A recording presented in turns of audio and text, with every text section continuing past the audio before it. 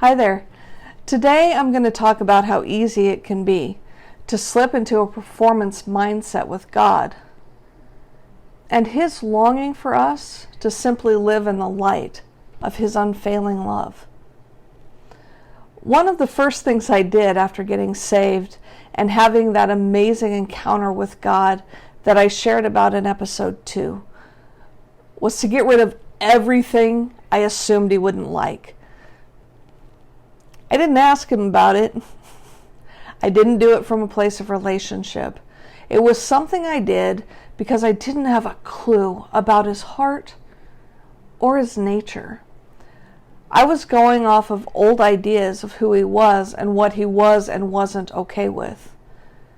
Unfortunately, in my mind, that meant that anything I loved, anything I enjoyed, had to go.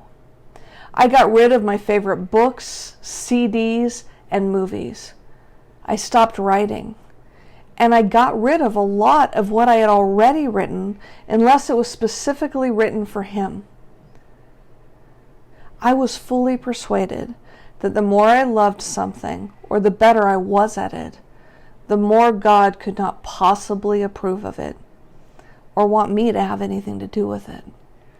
I went from a warm hug and an immersion in love to a total performance mentality, trying to prove to God that I was worth His time, His effort, and His attention. Maybe you know what that feels like. In some areas, it only took a few weeks to realize I had been wrong, that God had not, in fact, been waiting for me to get rid of the complete works of Shakespeare. And He was not even remotely offended that I loved to write or the topics of my writing. I was elated when I discovered He actually wanted me to write, that it was one of His gifts to me, and that by engaging in the things I loved, I was actually delighting His heart. Who knew, right? Not me.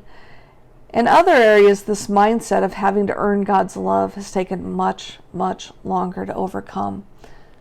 The sad reality is there are many areas that I'm still discovering that I've avoided entirely because there was no way He could be in it.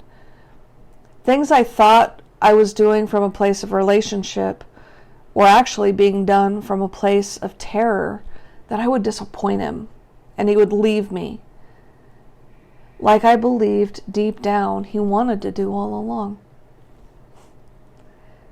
Time and again, I find myself weeping in His arms, even all these years later, as He reveals yet another layer of His unfailing love, of His longing for me to just be who I am, who He created me to be. He relentlessly reminds me that He is the potter and I am the clay, that I can relax in being myself, knowing His love doesn't wax and wane, that I can't do anything to make Him love me more, and I can't do anything to make Him love me less. Still, it boggles my mind. In August 2015, I became a member of the Warrior class, now called the Warrior Commission. This was an incredible training group for people longing for a deeper relationship with God, people who desire to walk in the fullness of who God created them to be. In the midst of the teachings, assignments, and interactions with members and leaderships, I discovered just how deeply ingrained this performance mentality really was. And I developed tools to have conversations with God that utterly upended my theology, and still does.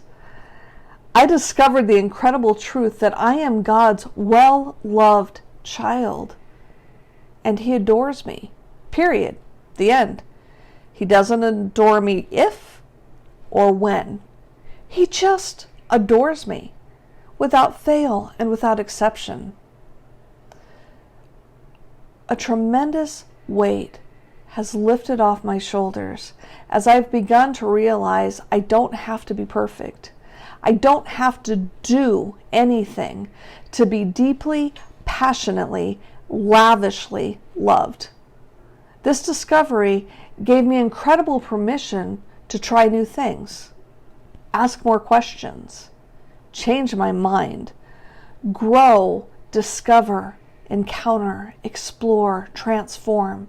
And every step of the way, whether I sprint or barely crawl, I am loved, adored, and accepted. It was so amazing to understand that God was just as willing to wipe the blood off my knees when I fell as He was to celebrate my running.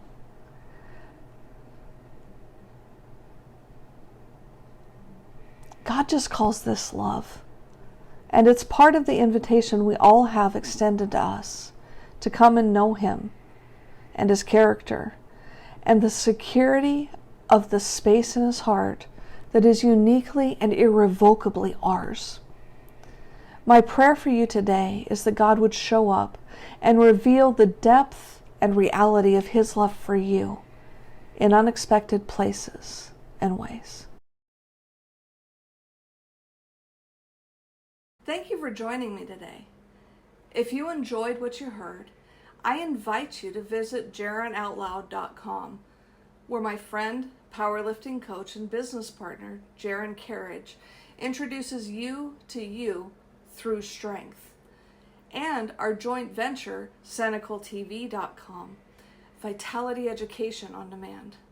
I look forward to seeing you tomorrow as we continue to explore, encounter, and emerge together, daily, stronger at rest. Have a great day.